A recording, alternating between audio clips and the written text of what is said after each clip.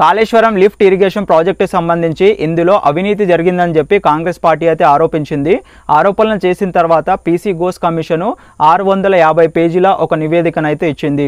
దీని తర్వాత ముఖ్యమంత్రి రేవంత్ రెడ్డి గారు అసెంబ్లీలో కాళేశ్వరం ప్రాజెక్టు గురించి చర్చిస్తూ అన్ని పార్టీల అభిప్రాయాలు తీసుకున్న తర్వాత ఈ కాళేశ్వరంలో అసలు అవినీతి జరిగిందా లేదా అని చెప్పి దీనిని సిబిఐకి అప్పగిస్తున్నాము, వీళ్ళే సెంట్రల్ బ్యూరో ఆఫ్ ఇన్వెస్టిగేషన్ వాళ్ళే దీంట్లో అసలు కాళేశ్వరంలో అవినీతి జరిగిందా లేదా అని చెప్పి వీళ్ళే తెలుస్తారని చెప్పి ముఖ్యమంత్రి రేవంత్ రెడ్డి గారు అయితే చెప్పారు.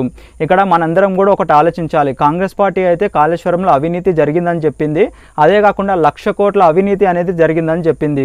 ఒక ప్రాజెక్టు నిర్మించడానికి 1,00,000 కోట్లు వ్యయం అయినప్పుడు వీళ్ళే 1,00,000 కోట్లు మొత్తం ఒకవేళ అవినీతి చేస్తే ప్రాజెక్ట్ అనేది నిర్మించరు కదా. 1,00,000 కోట్లు మొత్తం వీళ్ళే తింటే ప్రాజెక్ట్ అనేది ఎలా నిర్మిస్తారు? ఇక్కడ ప్రాజెక్ట్ అనేది ఆల్రెడీ నిర్మించారు కాబట్టి 1,00,000 కోట్ల అవినీతి అయితే జరగలేదు. ఒకవేళ ఎంత జరిగిందని సిబిఐ వాళ్ళు తెలుస్తారు.